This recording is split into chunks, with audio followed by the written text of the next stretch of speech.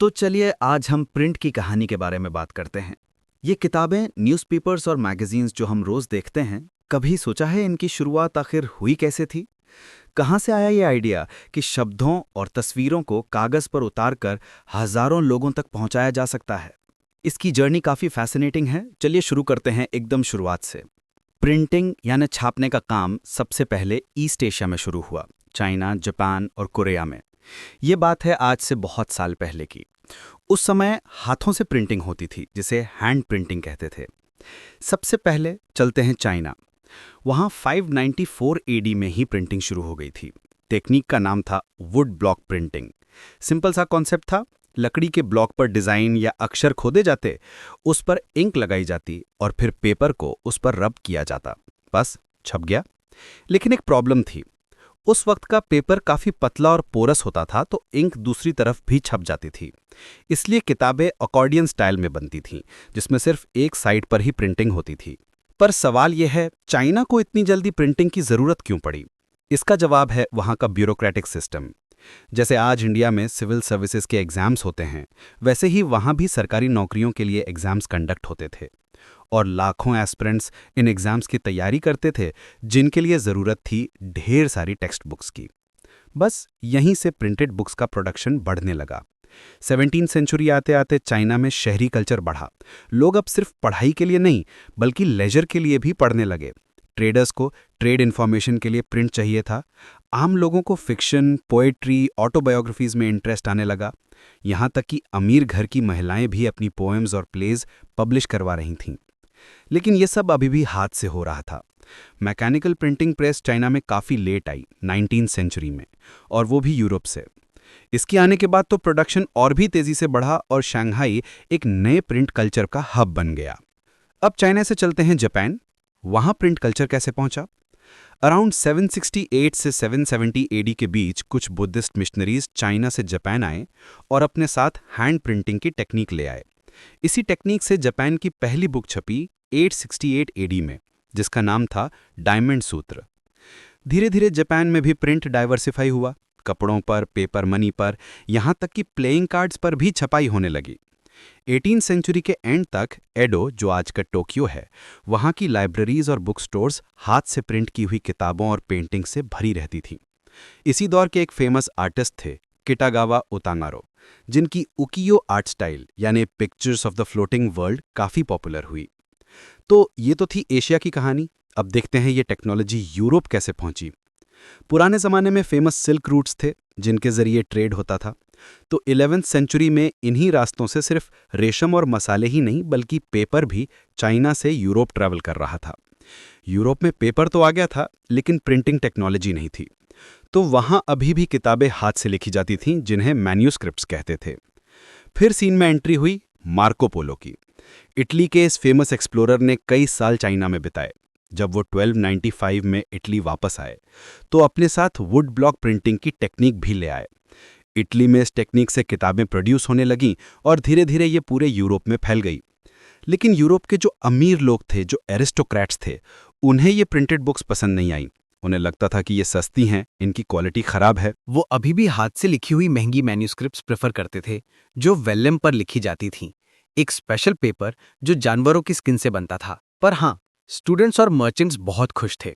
उनके लिए सस्ती किताबें एक ब्लेसिंग थी। पर हैंड प्रिंटिंग अभी भी बहुत स्लो थी। किताबों की डिमांड ज्यादा थी और सप्लाई कम। स्क्राइब्स को हायर करना महंगा भी था और टाइम कंज्यूमिंग भी। यूरोप को एक नई, तेज और सस्ती टेक्नोलॉजी की जरूरत थी, और इस जरूरत को पूरा किया जर्मनी के एक शख्स ने, जिनका नाम था जोहान गुटनबर्ग। गुटनबर्ग ने 1430s में दुनिया की पहली मैकेनिकल प्रिंटिंग प्रेस का इन्वेंशन किया। उनका बैकग्राउंड इस काम के लिए परफेक्ट था। वो एक मर्चेंट के बेटे थे। उनके पास ऑलिवर ग्रेप्स के बड़े बड़े फार्म्स थे, तो बचपन से ही उन्होंने वाइन और ऑलिव प्रेसेस को काम करते देखा था।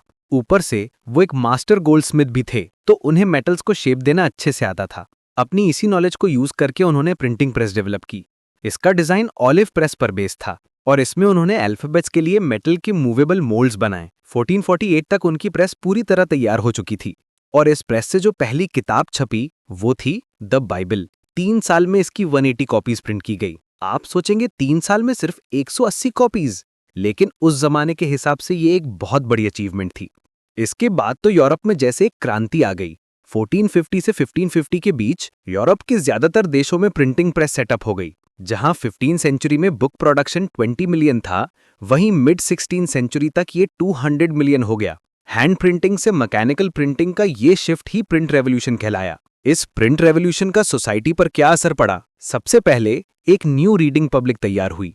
प्रिंट से पहले सिर्फ अमीर और पढ़े लिखे लोग ही किताबें पढ़ते थे। आम आदमी तो बस कहानियां सुनता था, जिसे ओरल कल्चर कहते हैं। प्रिंट आने से किताबें सस्ती हो गई, लेकिन अभी भी एक प्रॉब्लम थी। ज्यादातर लोग पढ़े लिखे नहीं थे, तो पब्लिशर्स ने एक नया आइडिया निकाला। उन्होंने ऐसी किताबें पब्लिश करना शुरू किया जिनमें टेक्स्ट कम और पिक्चर्स ज्यादा होती थीं। इससे जो लोग कम पढ़े लिखे थे, वो भी किताबों को आसानी से समझ सकते थे। इस तरह जो हियरिंग पब्लिक थी, वो धीरे धीरे रीडिंग पब्लिक में बदल गई। प्रिंट के आने से अब कोई भी अपने आइडियाज को सर्कुलेट कर सकता था। इससे कुछ लोग खुश थे, लेकिन अथॉरिटीज को डर लगने लगा। उन्हें डर था कि अगर प्रिंट को कंट्रोल नहीं किया गया तो लोग सरकार और धर्म के खिलाफ लिखना शुरू कर देंगे। और जिसका डर था वही हुआ।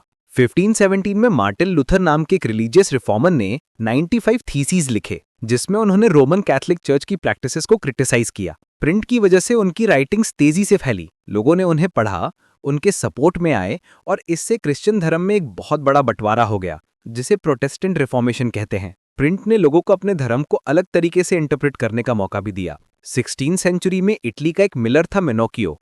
उसने बाइबल पढ़ी और उसके मैसेज को अपने हिसाब से इंटरप्रेट कर लिया, जो चर्च के अगेंस्ट था। नतीजा ये हुआ कि उसे आखिर में मौत की सजा दे दी गई। ऐसे इंसिडेंट्स के बाद रोमन कैथोलिक चर्च ने 1558 में इंडेक्स ऑफ प्रोहिबिटेड बुक्स जारी किया, यानी उन किताबों की लिस्ट जिन पर बैन लगा दिया गया था। 17th और 18th सेंचुरी तक यूरोप में रीडिंग मीनिया छा गया था। लिटरेसी रेट 60 से 80% तक बढ़ चुकी थी। हर कोई किताबें पढ़ना चाहता था। न्यूज़पेपर्स, जर्नल्स, एल्मेनैक्स, चैप बुक्स, हर तरह का रीडिंग मटेरियल मार्केट में आ चुका था। आइजैक न्यूटन जैसे साइंटिस्ट और रूसो जैसे फिलोसोफर्स के आइडियाज अब आम लोगों तक पहुंच रहे थे। लोगों को ये विश्वास होने लगा कि किताबों से दुनिया को बदला जा सकता है, प्रोग्रेस लाया जा सकता है और जालिम शासकों से आज़ादी मिल सकती है। एक फ्रेंच नॉवलिस्ट लुइस सेबेस्टियन मर्सिया ने तो यहाँ तक कह दिया, tremble therefore tyrants of the world, यानी दुनिया के तानाशाहों अब कांपो। और इसका असर दिखा भी। कई हिस्टोरियंस मानते हैं कि फ्रेंच रेवोल्यूशन के पीछे प्रिंट कल्चर का बहुत बड़ा हाथ था, क्योंकि प्रिंट ने ही एनलाइटनमेंट थिंकर्स के आइडियाज को लोगों तक पहुंचाया, लोगों को बहस और डिस्कशन का एक नया प्लेटफॉर्म दिया और मोनार्की के खिलाफ आम जनता में गुस्सा पैदा किया। 19th सेंचुरी आते आते नए रीडर्स इमर्ज हुए, बच्चे, औरतें और वर्कर्स। बच्चों के लिए स्कूल टेक्स्ट बुक्स और कहानियों की किताबें छपने लगी। फ्रांस में 1857 में बच्चों के लिए एक अलग प्रेस ही सेटअप हो गई। जर्मनी में ग्रिम ब्रदर्स ने फोक टेल्स कलेक्ट करके पब्लिश की। औरतें भी अब सिर्फ रीडर्स नहीं, राइटर्स भी बन रही थीं। जेन ऑस्टन और ब्रॉन्टे सिस्टर्स जैसी नॉवेलिस्ट्स ने अपनी पहचान बनाई।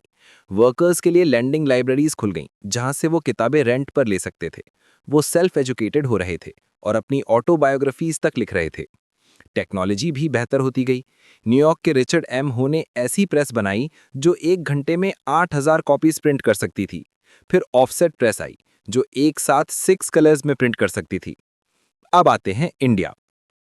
इंडिया में प्रिंट के आने से पहले यहाँ हाथ से लिखी हुई मैन्युस्क्रिप्ट्स का कल्चर था।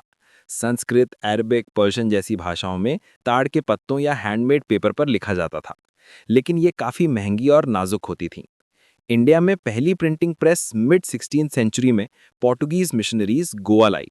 शुरुआत में कोंकणी, कन्नड़ा, तमिल और मलयालम जैसी रीजनल लैंग्वेजेस में किताबें छपीं।